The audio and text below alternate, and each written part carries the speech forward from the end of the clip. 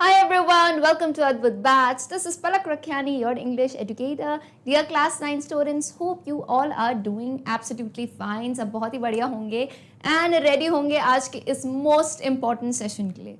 Most important क्यों है? क्योंकि आप देख पा रहे हैं हमारी जो पोएम है Beehive बुक की The Road Not Taken, हम देखेंगे आज इस पर्टिकुलर पोएम के मोस्ट इंपॉर्टेंट क्वेश्चंस. तो हुआ ना बहुत ही इंपॉर्टेंट वीडियो, क्योंकि जब हमने पूरी कविता पढ़ ली है, समरी देख ली है, solutions, MCQ, everything has been done.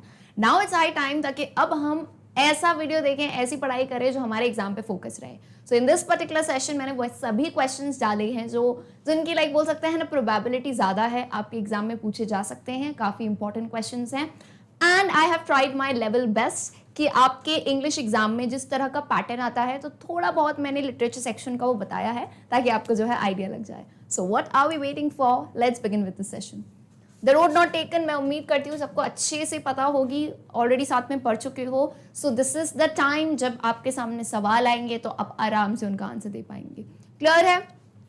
Now beginning with this, as I've already told in previous video, कि यहाँ पे पहला सेक्शन यूजुअली जो आपका लिटरेचर सेक्शन मतलब जो लास्ट सेक्शन आता है लिटरेचर सेक्शन, उसमें पहला जो सवाल आपको पूछा जाता है यूजुअली वो एक्सट्रैक्ट बेस्ड क्वेश्चन होते हैं. अब एक्सट्रैक्ट बेस मैं बता चुकी हूँ, या फिर एक्सट्रैक्ट बेस या रेफरेंस टू कॉन्टेक्स्ट, इस टाइप से आपको पूछे जा सकते हैं. इसका क्या सेंस होता है, आपने जो भी पोएम या आपने जो भी चैप्टर पढ़ा है, राइट, ये क्या करेंगे, ये आपको चीटिंग कराते हैं, खुलेआम चीटिंग. क्या करेंगे, ये पोएम का या चैप्टर का कोई भी एक हिस्सा उठा के यानी एक स्टैंजा या एक पैराग्राफ उठा के आपको सामने डाल देंगे, पूरा का पूरा रख देंगे. And then what they will do, based on this particular paragraph or stanza, they will ask you a few questions. 3 से 5 अराउंड ये आपको क्वेश्चन पूछते हैं. अब सवाल ये रहता है कि मैम उन क्वेश्चन का कुछ पर्टिकुलर पता है आपको कैसे क्वेश्चन होते हैं? तो ये मिक्स्ड हो सकते हैं, है ना, ये मिक्स टाइप के क्वेश्चन हो सकते हैं या ये एमसीक्यूज हो सकते हैं, है ना, यानी मल्टीपल चॉइस क्वेश्चन के तौर पे आपसे, यानी ऐसा नहीं सारे एमसीक्यू, 1-2 एमसीक्यू हो गए और कुछ जो है ट्रू एंड फॉल्स पे एक आध आपसे सवाल पूछ लिया, या फिर आपसे कहेंगे कि आप एंटोनिम और सिनोनिम बताओ. ये क्या होते हैं, पर्यायवाची और विलोम बोलते हैं, है ना, एंटोनिम और सिनोनिम. तो यहाँ पे आपको बोलेंगे कि आप जो है ना ये सारी चीज़ें हमको जो है लिख के दो इन द सेंस कि ये क्वेश्चन पूछेंगे आपसे और कहेंगे कि चलो बताओ. और क्या कह सकते हैं, short answer question, so on so fourth. यानी आपको जो है यहाँ पे लिखने को कहा जाएगा कि कोई भी पैटर्न में आपको सवाल दे सकते हैं, पर सिंपल और सबसे अच्छी बात ये होती है आपको सामने वो पैराग्राफ रख देंगे तो आपने जो पढ़ाया होता है ना रिकॉल हो जाती हैं पूरी चीज़ें वापस. सो ओवर हेयर हमारी जो पोएम है द रोड नॉट टेकन, इसका जो है आप देख पा रहे हो क्वेश्चन नंबर 1 दिया है, एक स्टैंजा दिया है. तो आइए शुरुआत करते हैं एक्सट्रैक्ट बेस्ड क्वेश्चंस की. I shall be telling this with a sigh, somewhere ages and ages hence. 2 roads diverged in a wood and I took the one less traveled by and that has made all the difference. तो याद कीजिए कविता का ये आखिरी stanza है जिसमें जो है कवि क्या कहते हैं, ब्रीफ अप कर लेते हैं हम. I shall be telling this with a sigh. I कौन है, यहाँ कवि है. कवि कहते हैं कि काफी सालों बाद, यानी एक ऐसे फ्यूचर में, एक ऐसे भविष्य में, हो सकता है मैं कहाँ हूँ मुझे नहीं पता, लेकिन मैं जो है जब ये बात बताऊंगा तो मैं एक सुकून के साथ, एक साय के साथ, यानी एक बोलते हैं ना साय का मतलब होता है डीप ब्रेथ लेना, तो ऐसे करके नहीं बोलते हैं हाश ऐसा करके, तो ऐसे बोला कि मैं एक साय लेके, एक लंबी सांस, गहरी सांस लेके बता पाऊंगा भविष्य में कि 2 roads diverged in a wood, कि मैं जो है फॉरेस्ट में था तो 2 रास्ते थे मेरे. तो यहाँ पे फॉरेस्ट और रास्तों से उनका क्या तात्पर्य था कि जीवन में मेरा ऐसा टाइम आया था जब मुझे एक बहुत ही इम्पॉर्टेंट निर्णय लेना था, चॉइस करनी थी, और मैंने कौन सा रास्ता चूज किया, मैंने वो रास्ता चूज किया जो कम लोगों द्वारा चला गया था, यानी भेड़ चाल नहीं चली, मैं एक अलग रास्ते चला. And that has made all the difference. And आज मैं जो भी यहाँ पे हूँ वो सब मैं उसी की वजह से हूँ, जो भी मेरे जीवन में बदलाव आया है वो उसी निर्णय की वजह से आया है. क्लियर है? अच्छा, बदलाव में उन्होंने ये नहीं बताया सक्सेसफुल है फेलियर है, नहीं, बस बोला आज जो मैं हूँ, जिस तरह से मुझे शेप किया गया है वो मेरे उस निर्णय की वजह से है. क्लियर है? चलिए, स्टैंजा तो बहुत ही क्लियर होगा. अब फटाफट से शुरुआत करते हैं questions. Question number 1 over here, if you can see, this is clearly an MCQ, a multiple choice question. यहाँ पे आपको सवाल दिया है, 4 ऑप्शन दिए हैं, तो आइए पढ़ते हैं सवाल. Why does the poet say and that has made all the difference? यानी कवि ऐसा क्यों कहते हैं कि that has made all the difference, कि उसी की वजह से सब कुछ डिफरेंस आया है। तो मैं 4 ऑप्शन पढ़ूंगी, आप फटाफट से आंसर बताएंगे एंड देन जो है मैं आपको फाइनल आंसर, करेक्ट आंसर जो है बताऊंगी। Option A, as the choice he had made has shaped his life accordingly. B, as the choice he had made caused him many problems. C, as the choice he had made turned him into a celebrity. या D, as the choice he had made caused him to succeed. तो काफी nearby options है and as I have told MCQ में हर option को पढ़ना है, जल्दबाजी नहीं, नो जल्दबाजी, एक एक ऑप्शन को पढ़ेंगे और देखेंगे वो सही है या गलत, ठीक है। सो पहला option is as the choice he had made has shaped his life accordingly, यानी जो उन्होंने निर्णय उस वक्त लिया था, जो उन्होंने चूज किया था, जो रास्ता लिया था, वही डिसीजन की वजह से उनकी जीवन को एक शेप मिला है। यहाँ शेप का मतलब ट्रायंगल रेक्टेंगल से नहीं है, शेप यानी किसी भी चीज को मोल्ड करना है ना। For example you are taking a decision today, तो आपके भविष्य को वही शेप करेगा, राइट। तो as the choice he had made has shaped his life accordingly, उसी तरह से उनका जीवन शेप किया गया है। तो ये ऑप्शन बिल्कुल परफेक्टली करेक्ट है, बट अगेन हम एकदम से इसको टिक करके नहीं आएंगे, सारे ऑप्शन पढ़ेंगे, बिकॉज एमसीक्यू में क्या बताया है मैंने, देयर इज अ पॉसिबिलिटी कि आपको इससे भी करेक्ट, मतलब कोई भी ऑप्शन आप पढ़ते हो ना, मोर करेक्ट आंसर कभी कभार मिल सकता है कि नहीं। तो सारे ऑप्शन एक बार पढ़ लेने चाहिए। चलो, B, as the choice he had made caused him many problems, तो प्रॉब्लम्स के बारे में तो उन्होंने ऐसा कुछ भी नहीं बताया, तो दिस इज ऑल्सो इनकरेक्ट। आप आराम से बार बार स्टैंजा को देख सकते हो, आपकी आंखों के सामने होगा स्टैंजा, ठीक है, आपकी आंखों के सामने होगा, आप देख सकते हो, प्रॉब्लम्स की बात नहीं करी उन्होंने। So then as a choice he had made turned him into celebrity, तो सेलिब्रिटी की बात भी नहीं करी उन्होंने कि मैं सेलिब्रिटी बन गया इसके बाद। And D, as the choice he had made caused him to succeed. अच्छा, अब देखो, यू एंड मी नो कि ही सक्सेसफुल, रॉबर्ट फ्रॉस्ट है ना, जो कवि हैं, बहुत ही फेमस कवि है, बट आपको ध्यान रखना है, आपको उत्तर देना है आपकी कविता के अकॉर्डिंग। आप भावुक हो के ये नहीं कि जनरल बात कह दो कि हमें तो पता है रॉबर्ट फ्रॉस्ट जी तो बहुत सक्सेसफुल हो गए तो हम ये टिक कराएंगे, नहीं। आपको बात किस पे करनी है, बेस्ड ऑन द एक्सट्रैक्ट, जो आपको स्टैंजा दिया है वही नजरें गड़ाए रखनी है, उसका एग्जैक्ट मतलब क्या है उसके हिसाब से आंसर देना है। सो अगेन क्लियरली दिख रहा है, इसका करेक्ट आंसर क्या है, option A. All good, all right, moving on to question number 2। The question says the phrase somewhere ages and ages indicates, आपने देखा ये फ्रेज यूज किया गया स्टैंजा में, somewhere ages and ages, ये क्या दर्शाता है। ए, अ नोन फ्यूचर, यानी एक ऐसा भविष्य जो हमें पता है ना, कि मेरे को पता है मैं भविष्य में यही बनूंगा, मेरे साथ यही होगा, मेरी यही इनकम होगी मेरी लाइफ में, आज मेरा आखिरी दिन होगा, इस मतलब सब पता है, तो नोन फ्यूचर की बात हो रही है। B, a known place of past, यानी भूतकाल की ऐसी जगह जो हमें पता हो। सी, एन अननोन फ्यूचर, एक ऐसा भविष्य जिसके बारे में हमें बहुत क्लियरली नहीं पता है। या डी, अ पास्ट इवेंट, एक भूतकाल का कोई इवेंट होगा। सो इसमें से समवेयर एजेस एंड एजेंट्स का क्या इंडिकेशन है, तो आई क्लियरली नो आंसर बहुत इसका इजी है, कंफ्यूज नहीं होना है आपको। एजेस एंड एजेस हेंस था, तो इसका तो ये मतलब हमें पता है कि फ्यूचर की बात है, ठीक है, कि उन्होंने बोला था ना फ्यूचर में आगे कहीं ना कहीं। तो अब आप ये कंफ्यूज हो गए कि मैम ए और सी में से, क्योंकि देखो बी और डी को तो एलिमिनेट कर दो, है ना, एमसीक्यू में ऑलरेडी बताया है, बहुत ही शानदार मेथड है, not only in English, for each subject, आप जिस भी सब्जेक्ट में एमसीक्यू दो एंड बड़े होगे कॉम्पिटिटिव दोगे, ये मेथड आपको सिखाया जाएगा, अभी से सीख लो।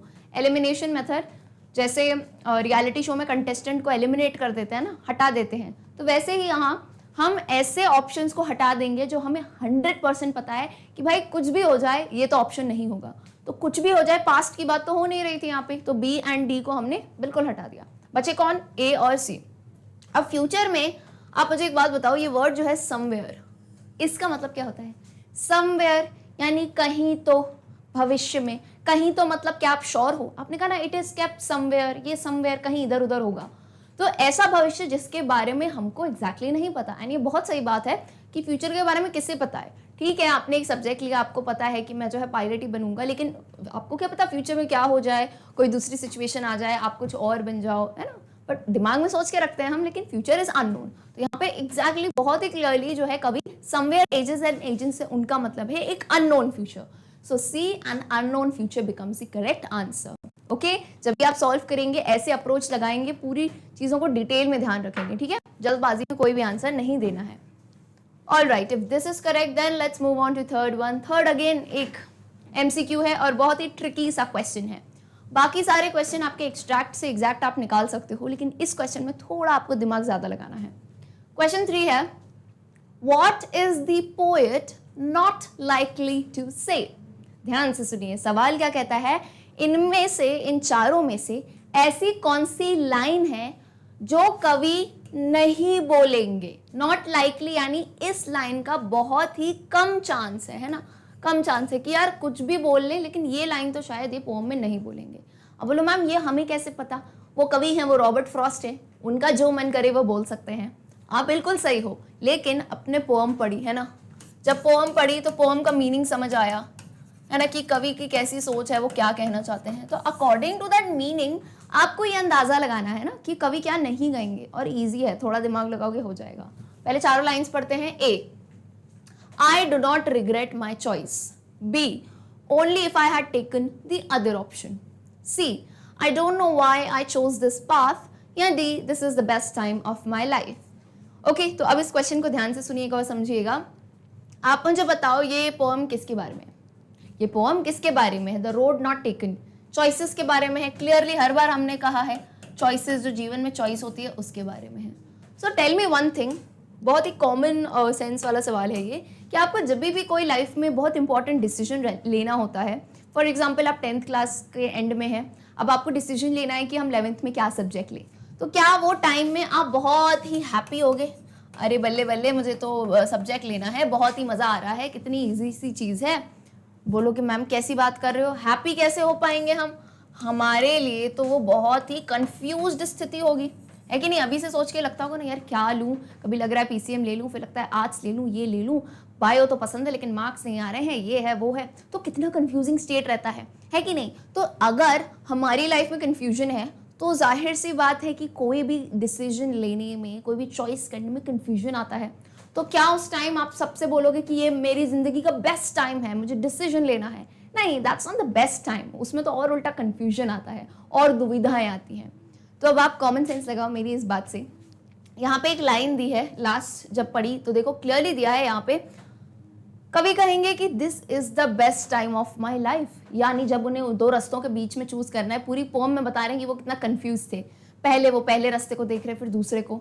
जब वो दूसरे रास्ते पे चलना चालू हुए तो कहते हैं नहीं यार मुझे लग रहा था पहला रास्ता भी सेम था, तो कितना कंफ्यूज थे। That was not the best time of his life, ये तो वो लाइन कहेंगे ही नहीं। तो क्वेश्चन भी तो ये है, what is the poet not, यहाँ पे नॉट देखो, इनमें से पोएट क्या नहीं कहेंगे? तो ऑफकोर्स सी बात है वो ये बात नहीं कहेंगे डी कि this is the best time of my life, क्योंकि उनका बेस्ट टाइम नहीं है, चॉइस लेने में बड़ी दुविधा आती है। इन तीनों लाइन को वो कह सकते हैं, हो सकता है कि I do not regret my choice, हो सकता है उन्होंने अच्छा निर्णय लिया तो वो उस पर पछतावा ना करें। Only if I taken the other option, तो कहते हैं शायद मैंने सिर्फ अगर पहला ऑप्शन लिया होता। I don't know why I chose this path, मुझे पता नहीं मैंने ये रास्ता क्यों चूज किया। तो ये तीनों चीजें कंफ्यूजन की ओर ले जाती हैं, जो कि कविता में हो रहा था। एंड डी जो है बेस्ट टाइम वाली तो बात थी नहीं यहाँ पे। ओके, सो थोड़ा अलग क्वेश्चन था, but why I have kept this, because exam में आ जाते हैं कभी वैल्यू बेस्ड क्वेश्चन, जैसे ट्रिकी क्वेश्चंस पूछ लिए जाते हैं। So you need to be aware of it, and आपको ये पता होना चाहिए कि क्वेश्चन को अप्रोच कैसे करना है ना, उसको लगाना कैसे, शुरुआत कैसे करनी है सोचने की। ठीक है, चलिए moving on to question number 4। अब क्वेश्चन नंबर 4 का पैटर्न अलग है, यहाँ पे आपको कोई ऑप्शन नहीं दिया है, तो आपको यहाँ पे एक 2-3 लाइन में या फिर जो है शॉर्ट आंसर देना होगा। So question says, why do you think the poet will Sai? आपको क्यों लगता है कि कभी साय करेंगे? साय यानी एक गहरी सांस लेंगे, है ना? तो अब बहुत ही आसान सा है, he was wondering what would have happened if he had traveled by the first road and that makes him sigh। तो उन्होंने साय क्यों करा, उन्होंने गहरी सांस क्यों भरी? क्योंकि वो अपने फ्यूचर की बात बता रहे थे। तो वो ऐसा सोच रहे होंगे कि अगर मैंने शायद पहला रास्ता लिया था तो क्या होता है ना। तो बस वो सोचते हुए वो एक गहरी सांस लेते हुए बताते हैं कि आज जो मैंने रास्ता लिया है, जो मैंने रोड चूज किया है, उसी ने मुझे शेप किया है, यानी भविष्य में जो मैं बना हूँ मैं उसी चॉइस की वजह से बना हूँ। क्लियर है? तो ऐसे 2-3 लाइन में आप सिंपल सा आंसर दे सकते हैं। क्लियर है? चलिए क्वेश्चन 5 अगेन आपको शॉर्ट आंसर देना है। What was the result of his going on the less traveled road? सवाल ये कहता है कि हमें पता है कवि लेस ट्रैवल्ड रोड पे चले, यानी ऐसा रास्ता जिसपे कम लोग चले थे, तो उस रास्ते से चलने पे उनको क्या रिजल्ट मिला? क्या रिजल्ट यानी व्हाट वाज द रिजल्ट, क्या नतीजा मिला उन्हें ऐसे टाइप के रास्ते पे चलने से? So answer is very simple, his life had become what it is today as the result of going on the less travelled road. उनका जीवन had become what it is today, यानी आज जो वो हैं वो उसी जो है ना निर्णय की वजह से है। तो आज जो वो है वो किसका नतीजा है, आज जो वो बने हैं, जो वो कवि है, वो किसका नतीजा है, जो उन्होंने जीवन में ये पाथ चूज किया जब वो कम ट्रैवल्ड रोड पे गए। Okay, so his life had become, उनका जीवन बन गया व्हाट इट इज टुडे, जो वो आज है, एज अ रिजल्ट ऑफ, यानी किसके नतीजे से, कम चले हुए रोड पे चलने से, यानी जो पाथ बहुत कम लोगों ने लिया वो उन्होंने लिया था। ओके, क्लियर है answer? Simple, short and crisp and clear answer रखने हैं, बहुत लेंदी आपको कहानियां यहाँ नहीं लिखनी है, तो क्योंकि यूजुअली ये क्वेश्चन 1 मार्क या 1.5 मार्क के बेस पे आता है, 1 मार्क 1.5 नहीं, 1 मार्क या फिर हाफ मार्क्स में आता है। ऑलराइट, चलिए, क्लियर है पहला एक्सट्रैक्ट? तो मैं उम्मीद करती हूँ अब सेकेंड एक्सट्रैक्ट के क्वेश्चंस के लिए आप रेडी होंगे। सेकेंड स्टैंजा आता है जिसे हम रीड करते हैं। Then took the other, just as fair, and having perhaps the better claim, because it was grassy and wanted wear, though as for passing there, had warned them really about the same. So what is the essence of this particular stanza? यहाँ पे जो है कवि कहते हैं then took the other just as fair. तो basically याद कीजिए, पूरी कविता में मैंने आपको ये 2 रास्ते जो हैं बनाए थे, जो आपको तो बहुत ज़्यादा याद हो गए होंगे, है ना। यहाँ पे हमारे कवि खड़े हैं, road number 1 and this is road number 2. So what happened is, कवि कहते हैं कि मैंने जो है टुक दी अदर, क्या करा, दूसरा रास्ता चुन लिया। हम सबको पता है कि कवि जो है कौन से रास्ते पे चले थे, सेकेंड रास्ते पे चलना चालू हो गए। क्यों चलना चालू हुए? Because it perhaps had the better claim. यहाँ बेटर क्लेम का मतलब क्या है? देखो, 2 चीजें हमें चूज करनी होती हैं, तो हम कैसे चूज करते हैं? जब एक दूसरे से बेहतर होती है ना कोई हम क्राइटेरिया रखते हैं कि इसमें क्या अच्छा है। तो यहाँ कवि का क्राइटेरिया क्या था? वो कहते हैं मैंने दूसरा रोड इसलिए चुना क्योंकि वो ग्रासी था। ग्रासी से यहाँ मतलब है कि जब किसी रोड पे कम लोग चलते हैं, जो पाथ कम लोग चूज करते हैं, तो वहां की घास कुचली नहीं होती है। जाहिर सी बात है, आप ग्रास पे चलोगे वो कुचल जाएगी। लेकिन जब उन्होंने सेकंड रोड देखा, वो तो बहुत ही हरा भरा था, यानी काफी कम लोग चले हैं। And wanted wear, wanted wear का मतलब है कि वो रास्ता खुद चाहता था कि मुझ पे आए और लोग चले।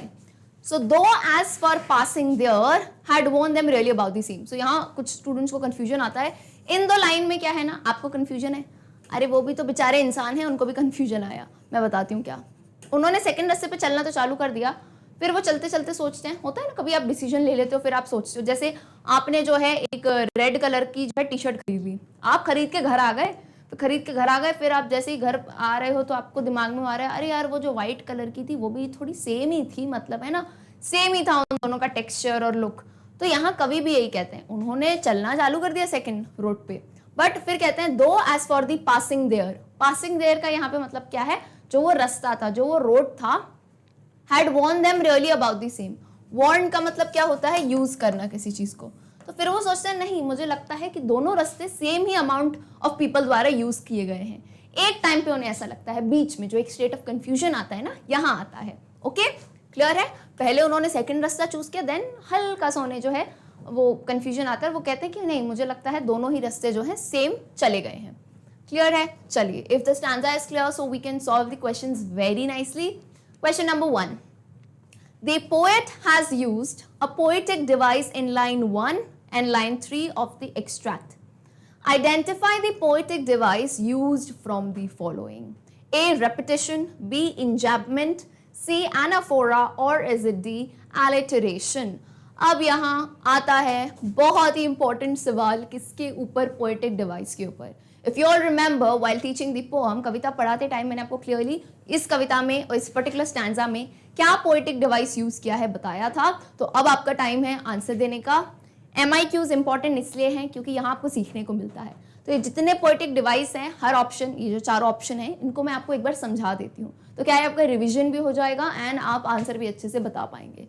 अच्छा, उससे पहले मैं एक चीज बताऊं कि देखो, English literature is a very vast subject, है ना। तो ऐसा नहीं है कि आपको ये 5-6 जो पोएटिक डिवाइस अभी पढ़ रहे हो यही है, बहुत सारे हैं। Like there are n number of poetic device, literary device which are present, but according to your grade, आप 9th क्लास में हो तो आपको जो पढ़ाई गई चैप्टर है, पोएम है, उसमें जो डिवाइसेस हैं उन पे फोकस करना है, राइट। तो इसमें मैं आपको एक क्लियरली बात बताती हूँ, आपको पढ़ने लायक जो आपको एक्चुअल में हमेशा याद रखने हैं वो रेपिटेशन और एलिटरेशन है अकॉर्डिंग टू योर क्लास। इंजैबमेंट और एनाफोरा जनरली पूछे नहीं जाते हैं, ये आपको नहीं दिए जाते हैं, ये थोड़े अलग लेवल यानी हाई लेवल के जो है पूछे क्लासेस में आता है इंजैपमेंट और एनाफोरा। बट लेकिन क्योंकि अगर इस सवाल में आपको ऑप्शन दिया गया है, सो इट्स माय ड्यूटी कि मैं आपको एक आइडिया दे दूं कि ये क्या होते हैं। तो आपको क्या ध्यान रखना है मैम, रिपीटेशन और एलिट्रेशन हम होल हार्टेडली याद रखेंगे, इंजैपमेंट और एनाफोरा का आपसे हम इंफॉर्मेशन ले लेंगे क्योंकि ऑप्शन में दिया है तो आपको जानना जरूरी है। क्लियर है? चलिए, तो अब क्वेश्चन सॉल्व करने से पहले जरूरी टाइम आ जाता है हम इन्हें समझे। तो while I am teaching I am explaining, आप इसके बाद इसे जरूर नोट कीजिएगा।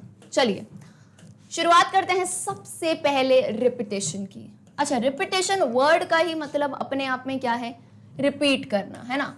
रिपीट यानी क्या होता है? दोहराना। तो सिंपल सी बात है, ऐसे शब्द जो एक लाइन में आपको दोबारा दिखे। दोबारा क्यों दिखे? क्योंकि हो सकता है कभी उस पर्टिकुलर बात पे बहुत ज्यादा प्रभाव डालना चाहते हो, दबाव डालना चाहते हो कि हाँ मैं ये बात कहना चाहता हूँ। तो फॉर एग्जाम्पल, बहुत ही कोई ऐसा पर्टिकुलर नहीं बट मैं ऐसे एग्जाम्पल देती हूँ कि The road was so देखो, the road was so तो नहीं लिखते हैं, चलो, the road was very busy। ठीक है, अब मुझे ये बात बताइए क्या लिखा है मैंने? The road was very busy. अब यहाँ पे आप देखो कौन सा वर्ड आपको दिख रहा है कि रिपीट हो रहा है? क्लियरली दिख रहा है कि मैम वेरी वर्ड जो है यहाँ पे रिपीट हो रहा है एकदम। तो ये रिपीट क्यों हो रहा है? क्योंकि आप सोचो कभी इस बात पे दबाव डालना चाहते हैं कि जो रास्ता था वो बहुत बिजी था। रास्ता बिजी था मतलब क्या? कि वहां बहुत ज्यादा गाड़ियां और लोग चल रहे थे। तो वेरी आया, यानी आपने देखा कि यहाँ पे क्या यूज किया गया है? फिगर ऑफ स्पीच और यहाँ poetic device, that is repetition. Okay, तो ये वेरी वर्ड है, कोई भी वर्ड हो सकते हैं जिनका रेपिटेशन हो सकता है। क्लियर है? Repetition is super simple. चलिए अब आते हैं इंजैपमेंट पे। अच्छा, इंजैपमेंट की कहानी सुनो। इंजैपमेंट क्या होता है? जब ऐसा पीस यानी आपको ऐसी कविता दिख रही है जहां पे there are no punctuation, no punctuations, कोई भी पंक्चुएशन मार्क जब यूज नहीं किया जाता है, एक सी पूरी कविता चलती है, तब उसे हम कहते हैं इंजैपमेंट। अब कैसे होता है पंक्चुएशन मार्क? उम्मीद करती हूँ everyone knows it, like you put the full stop, you put the comma, ये सब पंक्चुएशन मार्क्स होते हैं। तो ऐसी बहुत सारी कविताएं हैं जिसमें बिल्कुल they are just continuing, there is no full stop, no comma. तो अगर आपको एग्जाम्पल चाहिए तो I can give an example. कोई कविता एक्चुअल में नहीं है, मैं ऐसे बना के लिखती हूँ, ठीक है। देखो, लेट्स राइट इट डाउन। जैसे for example, and the sky was in blue,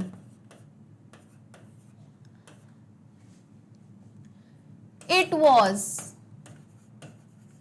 very hot that day when the birds flew। बस ये मतलब चलता जाएगा। अब आप देखो, and the sky was in blue, it was very hot that day when the birds flew, ये चलता जाएगा और ऐसी कविता चलती जाएगी। देखो कहीं भी ना मैंने कॉमा लगाया है। अब देखो यहाँ मेरे को नई लाइन लिखनी थी, ना मैंने फुल स्टॉप लगाया, ना मैंने कॉमा लगाया, कहीं भी नहीं। I just kept on writing and writing. तो यहाँ कोई भी जो पंक्चुएशन मार्क यूज नहीं होता है, कोई भी नहीं मतलब ना फुल स्टॉप, कॉमा, हाइफन, कुछ भी नहीं यूज होता है। That is basically an enjambment. Okay, enjambment में no punctuations are use. Clear है? क्रिस्ट बहुत ज्यादा डिफिकल्ट नहीं होते हैं, बस डिवाइसेस में क्या होता है, बहुत सारे नाम होते हैं इनके, तो कंफ्यूजन आता है, बट कोई बात नहीं, इजी है। चलो, अच्छा, अब एनाफोरा की कहानी पे थोड़ा ध्यान देना, है ना, ध्यान से सुनना एनाफोरा की कहानी। एनाफोरा में क्या सीन है? एनाफोरा इज काइंड ऑफ, ध्यान से सुनना, anaphora is kind of repetition. इसमें भी वर्ड्स रिपीट होते हैं। तो मैम फर्क क्या हुआ रिपीटेशन और एनाफोरा में? इसमें जब वर्ड रिपीट होता है ना, तो उसमें कंडीशन होती है। कैसे कंडीशन? जब वर्ड्स रिपीट हो रहे हैं तो वो कोई फ्रेज के लिए रिपीट हो रहे हैं, कोई फ्रेज के लिए, या कोई कहावत है, कोई कोट लिख रहे हैं हम। जैसे आप सोशल मीडिया पे कैप्शंस या बायो वगैरह डालते हो ना, जैसे सबसे कॉमन बताती हूँ मैं, सबसे कॉमन देखो, सबसे कॉमन आज जैसे आप डालते हो कि be kind, be happy and B loving. तो यहाँ पे आप मुझे बताओ कौन सा वर्ड जो है रिपीट किया जा रहा है, कौन सा वर्ड जो है बार बार दोहराया जा रहा है? B B B. लेकिन ये बी हम क्यों दोहरा रहे हैं, क्योंकि इस पूरी लाइन का कोई मतलब नहीं है। बी काइंड, अभी this is not a sentence, right, it is just a, आप कह सकते हो छोटा सा फ्रेज है। Be kind, be happy, B loving, है ना, ये पूरा वाक्य नहीं है, ये सिर्फ एक फ्रेज है ना, वाक्य का एक छोटा सा हिस्सा है ये। तो be kind, be happy, B loving, तो यहाँ पे बी रिपीट हो रहा है, लेकिन ये कोई पर्टिकुलर सेंटेंस नहीं है, ये सिर्फ फ्रेज के तौर पे रिपीट हो रहा है, ठीक है। So that is basically anaphora. फिर भी मैंने बताया है आपको याद मेन रिपीटेशन और एलिट्रेशन रखना है, this is just for information. चलिए नेक्स्ट आते हैं, लास्ट वाला जो है हमारा एलिटरेशन। एलिटरेशन ऑलरेडी एक्सप्लेन कर चुकी हूँ, फिर बता देती हूँ। जब कॉन्जिक्यूटिव वर्ड्स का इनिशियल लेटर आर सेम, यानी जब consecutive words, what are consecutive words? Consecutive words होते हैं आसपास वाले वर्ड, जैसे डिवाइस, इन, ये आसपास वाले वर्ड है, इन, द लाइन, ये आसपास वर्ड्स हैं। आसपास वाले वर्ड्स के इनिशियल लेटर, इनिशियल यानी पहला जो अक्षर है, अगर वो सेम है, जैसे एस एस हो गया, एफ एफ एफ हो गया, है ना, एम एम एम हो गया, या एम एम सी सी ऐसे हो गया, यानी सेम होगा इनिशियल लेटर। अब 2 वर्ड हो सकते हैं, 3 हो सकते हैं, 4 हो सकते हैं, कितने भी, ठीक है। अगर ये सेम हुआ तो उसे हम कहेंगे एलिट्रेशन। अच्छा, फॉर एग्जाम्पल चाहिए अगर इसमें, तो बहुत सारे एग्जाम्पल बना सकते हो।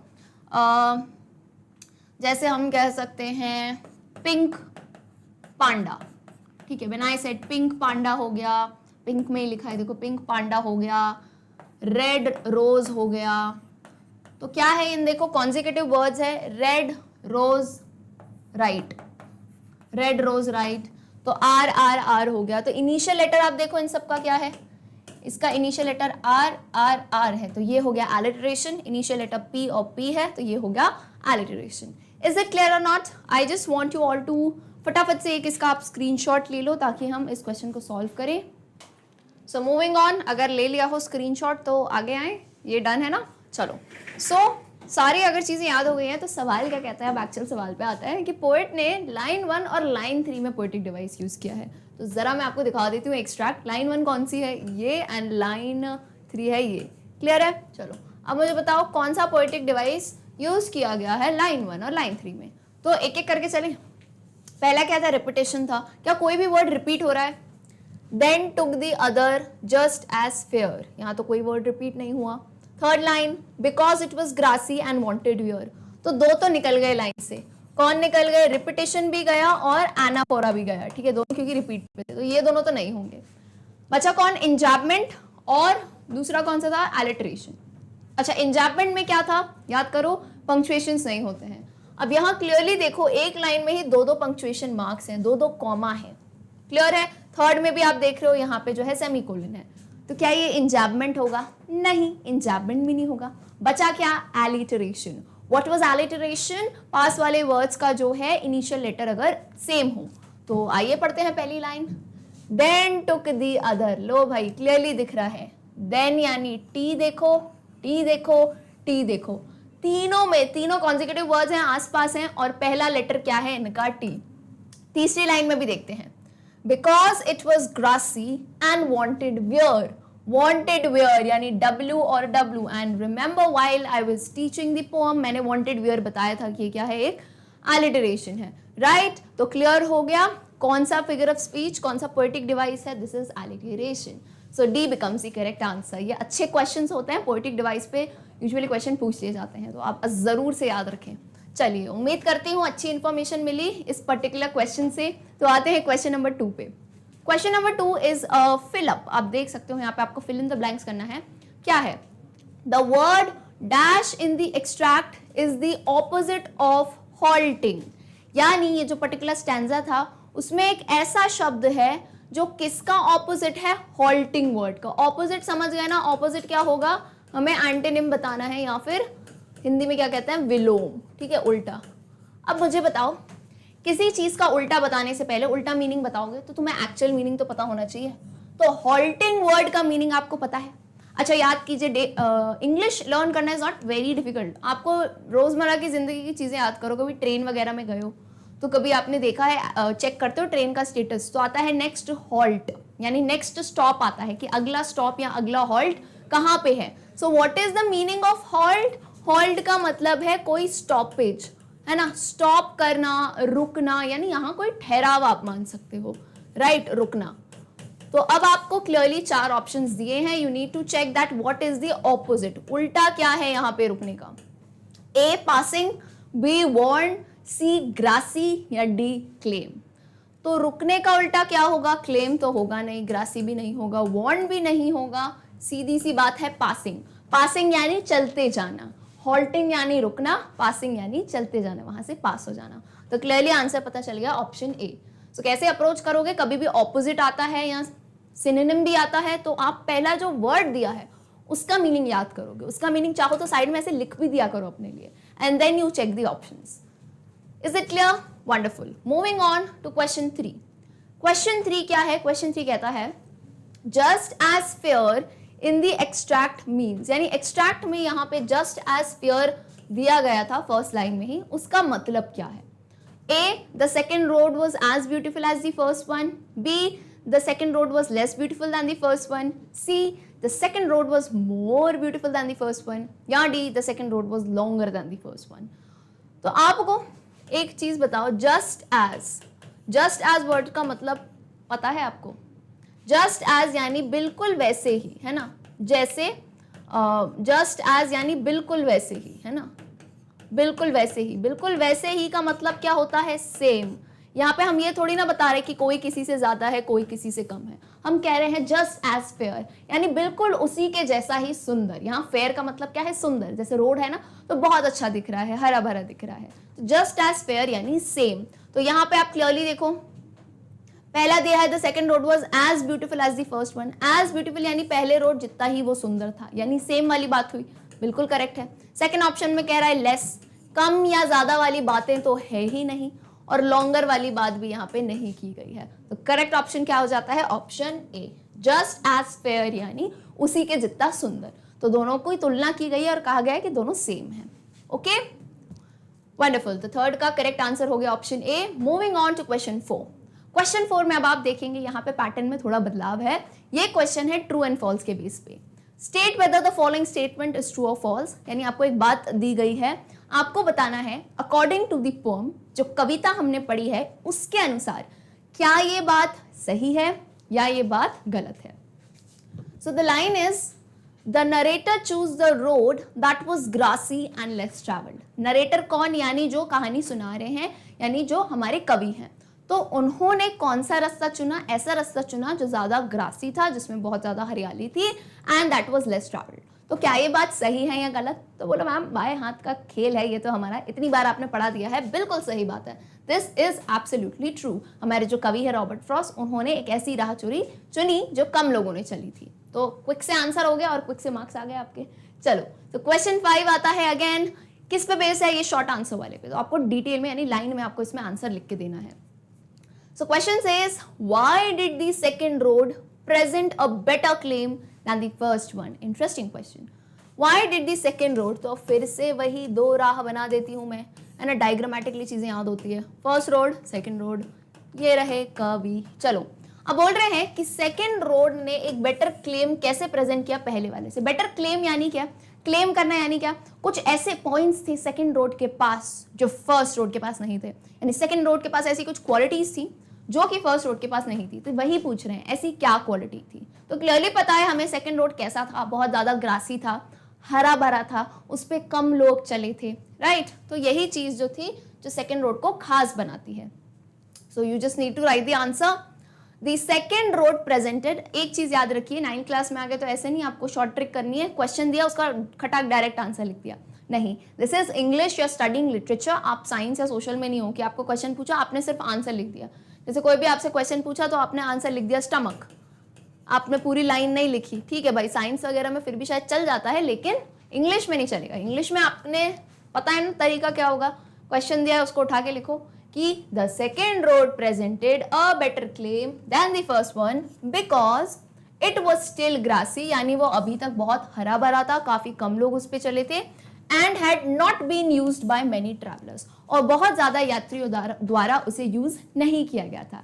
इसी वजह से हमारे कवि को वो रास्ता बहुत ज्यादा अट्रैक्टिव लगा और ज्यादा पसंद आया। ओके, क्लियर है आंसर? चलिए, एक्सट्रैक्ट बेस्ड क्वेश्चंस मैं तो कहती हूँ ये ऐसे क्वेश्चन होते हैं जो आपको मार्क्स देने के लिए बैठे हैं। मतलब कहते हैं ये क्वेश्चन चिल्ला चिल्ला के कि मार्क्स ले लो, बस क्या है तरीके से क्वेश्चन को पढ़ना है और सही से आंसर करना है, यहाँ पे मार्क्स नहीं लूज होता है यूजुअली। ठीक है, चलिए आते हैं हम हमारे थर्ड एक्सट्रैक्ट पे। बिल्कुल मैं एक्सट्रैक्ट में आपको एक्सपर्ट बना दूंगी। तो तीसरा स्टैंजा पढ़ते हैं।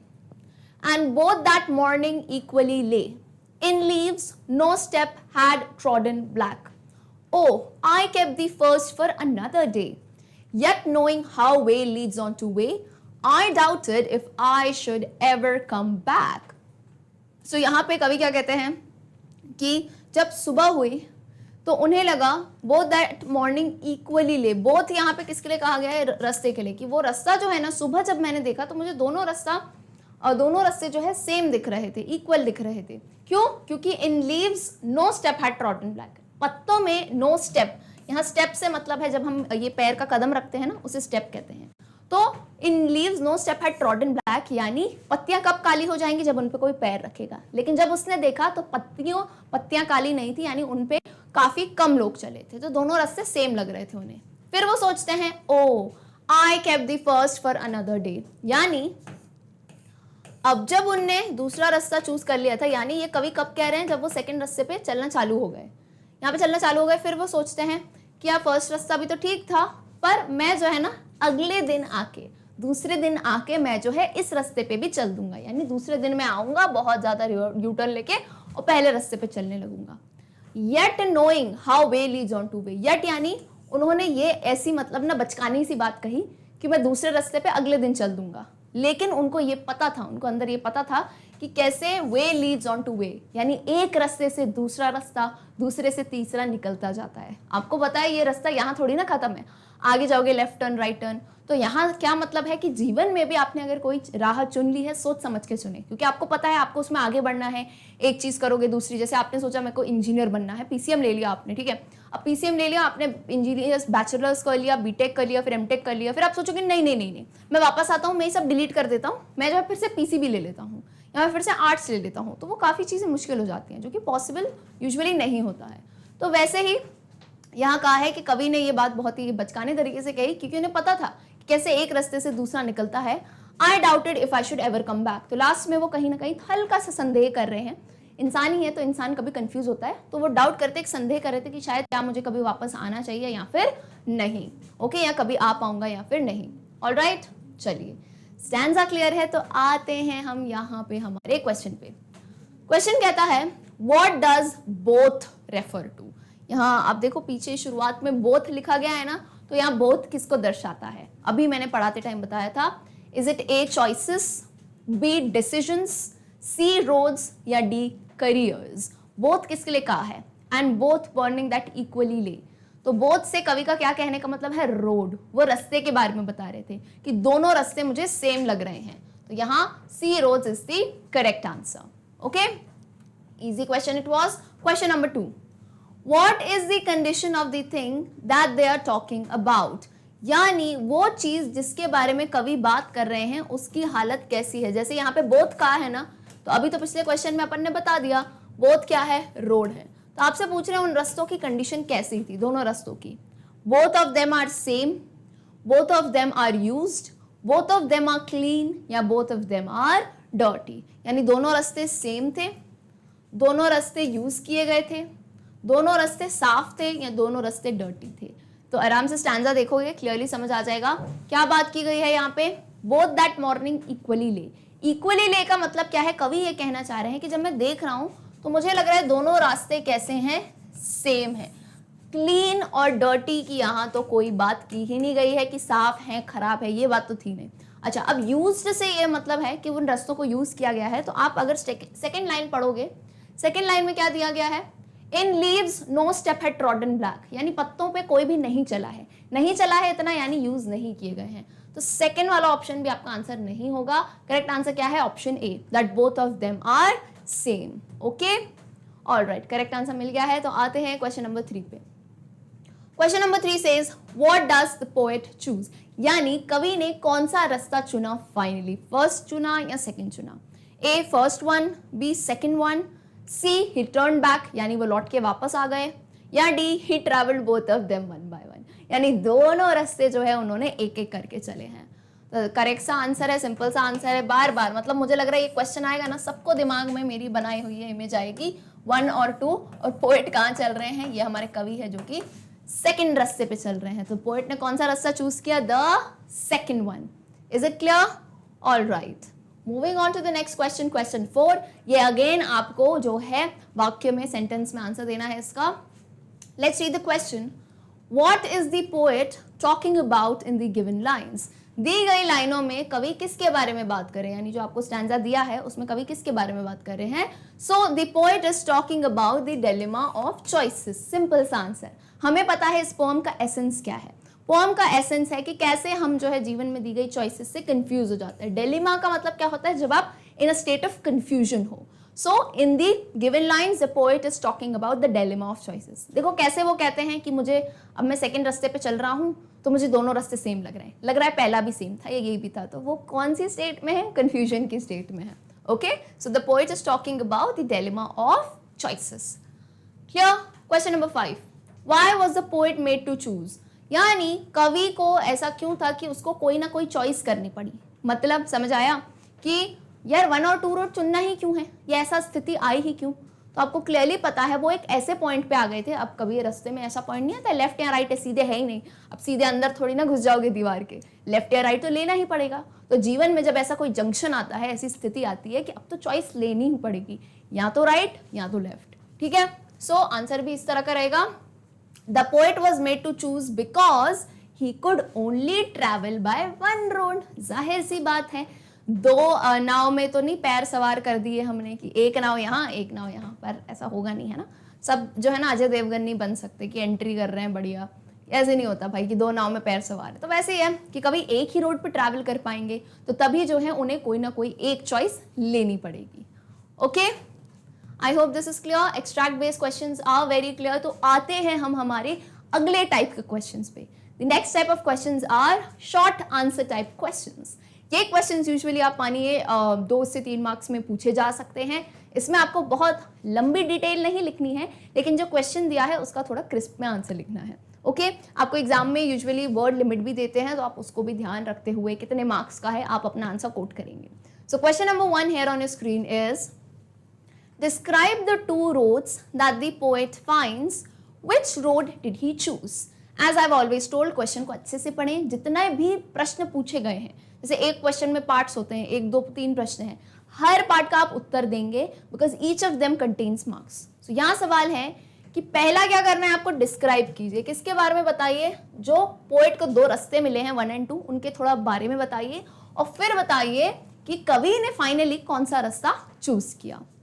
इजी पीजी आंसर है यार इसका। तो the poet comes across a place at which 2 roads separated in 2 directions. यानी कवि ऐसी जगह पे आ पहुंचे जहां पे 2 रास्ते जो है सेपरेट यानी अलग हो रहे थे 2 दिशाओं में।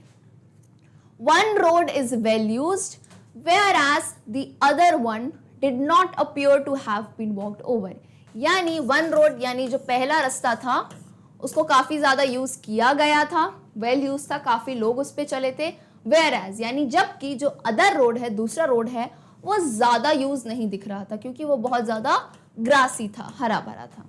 अब सेकंड पार्ट का आप आंसर देंगे। रोड तो आपने एक्सप्लेन कर दिए कैसे हैं। सेकंड पार्ट में पूछा है कवि ने कौन सा रास्ता चुना। सो द पोएट चोज। कुछ ग्रामर आपको ध्यान रखनी है, ग्रामेटिकल एरर्स नहीं करने हैं यहाँ पे। सो सिर्फ आंसर के साथ मैं आपको ये भी चीज ध्यान दिला दूं कि आपको अगर क्वेश्चन में चूज यानी प्रेजेंट टेंस में दिया है, so while you are putting in your answer you will write in past tense.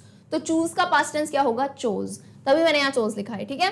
So the poet chose the second road. कवि ने कौन सा रास्ता चूज किया? सेकेंड वाला।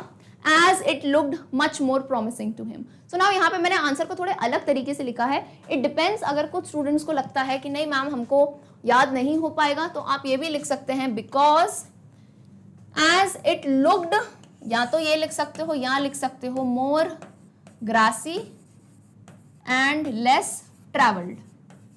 It's your choice. देखो व्हाट हैपेंस, ये मैंने क्यों अलग लिखा है थोड़ा, मच मोर प्रॉमिसिंग यानी उनको ज्यादा अच्छा लग रहा था वो रोड, उन्हें उस रोड से ज्यादा उम्मीदें दिखी कि अगर मैं इस मार्ग पे चलूंगा तो मैं जो है एक अच्छे अपने फ्यूचर शेप कर पाऊंगा। या तो आप फिर नॉर्मल आंसर जो लिख रहे थे वही लिख सकते हो। नाउ व्हाट हैपेंस इज कभी कभार एग्जाम में ना short answer question, long answer में सिमिलर टाइप के क्वेश्चन आ जाते हैं। तो अगर आप सेम अटेम्प्ट कर रहे हो और आप वही बात बार बार लिखोगे, मोर ग्रासी लेस ट्रैवल्ड, मोर ग्रासी लेस ट्रैवल्ड, तो जो एग्जामिनर होगा वो क्या सोचेगा, यार इसकी तो वोकैबुलरी अच्छी नहीं है। तो समटाइम्स इट हैपेंस कि अगर आपको आंसर में लिखना है तो आप थोड़ा अपने सिनोनिम पर्यायवाची यूज कर सकते हो, थोड़े अलग तरीके से उस चीज को भी आप लिख सकते हैं। So that was the reason, but in case आप ये भी लिखोगे तो इट्स नॉट रॉन्ग, बिल्कुल सही है। ठीक है, क्लियर है बिल्कुल, फर्स्ट का आंसर क्लियर है। चलिए आगे आते हैं नेक्स्ट क्वेश्चन पे। Question number 2, what is the significance of the fact that the road bent in the undergrowth.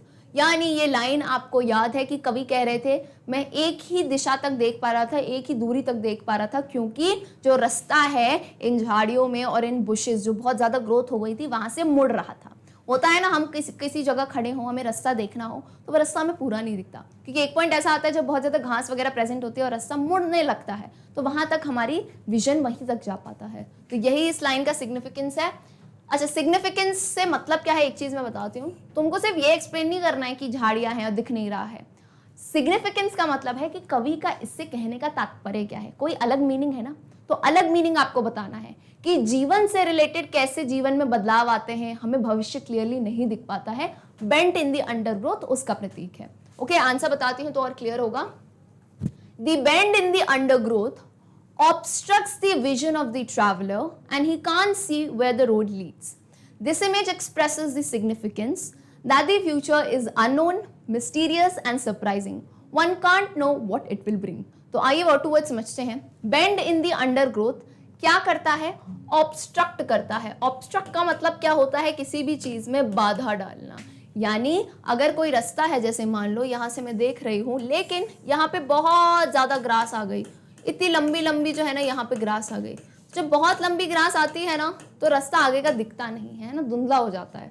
सो यही कहा है कि जैसे अंडरग्रोथ की जो अंडरग्रोथ यानी बहुत ज्यादा पेड़ पौधों की ग्रोथ है, उनकी वजह से विजन में यानी नजरिए में, जो यात्री है उसके नजरिए में बाधा डलती है।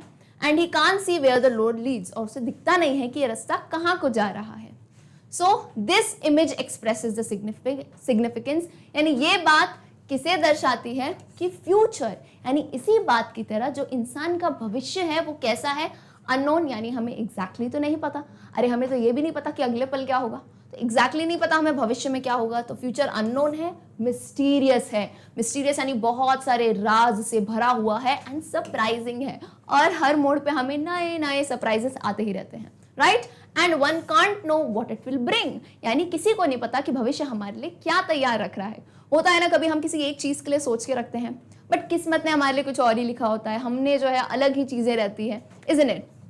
चलिए, सो आई होप आपको समझ आया। कभी भी आपको सवाल आए सिग्निफिकेंस क्या है, तो कवि की उस बात को समझाना और उससे उनका एक्चुअल अर्थ क्या है, मूल अर्थ क्या है, सिर्फ शाब्दिक अर्थ मत समझाना, ठीक है।